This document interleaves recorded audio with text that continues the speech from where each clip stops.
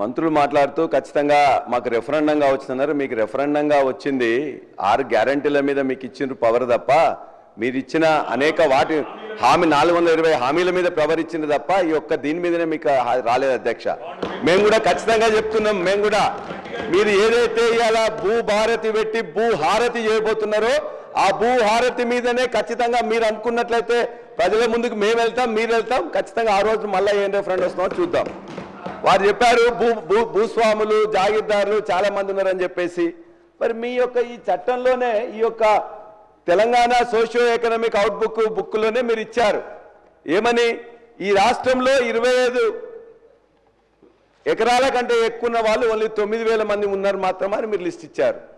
మరి ఎక్కడ భూస్వాములు ఉన్నారు? 52 ఎకరాల పివి నరసింహరావు గారు తెచ్చిన సీలింగ్ యాక్ట్ ప్రకారం 54 ఎకరాల కంటే ఎవరికి ఎక్కువ ఉండకూడదు. ప్రతిరోజున 100 ఎకరాలు 200 ఎకరాలు 400 ఎకరాలు ఉన్నదని చెప్పేసి మాట్లాడుతుంటారు. అవగాహన ఉండి మాట్లాడుతున్నా లేదా అని చెప్పి తెలియదు ఇది. అదేవిధంగా ఇవాళ అనుభవదారు కాలంలో కూడా మేము చెప్తున్నాం ఖచ్చితంగా మరలా ఇలా అనుభవదారు కాలం పెట్టి వాళ్ళ పేర్లు రికార్డ్ చేయడం అంటే మళ్ళా కౌలుదారుల పేర్ల మీద వివాదాలు సృష్టించడం తప్ప మరొకటి కాదు.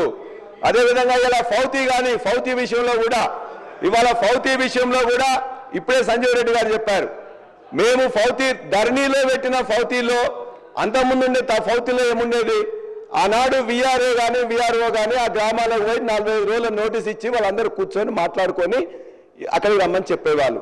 మేము పెట్టిందేంటి ధరణిలో, ఇవాళ ఈ విఆర్ఓ వద్దు, నోటీసులు వద్దు, డైరెక్ట్గా మీ కుటుంబం వాళ్ళే మాట్లాడుకోండి, మీరు వచ్చి మాట్లాడుకొని మీరు ఒప్పుకున్నట్లయితే ఇక్కడ ఇమ్మీడియట్గా కూడా మీకు రిజిస్ట్రేషన్ కూడా ఫౌతీ సక్సెస్ అవుతుంది. కాబట్టి ఒకవేళ మీరు ఒప్పుకోనట్లయితే మీరు కోర్టుకు వెళ్ళండి అని చెప్పినాం. మళ్ళా మీరు ఇలా బయటికి మళ్ళీ పంపించి మళ్ళా విఆర్ఓని కూర్చుని పెట్టి నోటీసులు ఇచ్చేసి ఆ యొక్క ఫౌతీ సెక్షన్లో కూడా మళ్ళా వివాదాలు సృష్టించే విధంగా ఈ చట్టంలో చెప్పబడింది. కాబట్టి అది కూడా సరిగ్గా లేదు.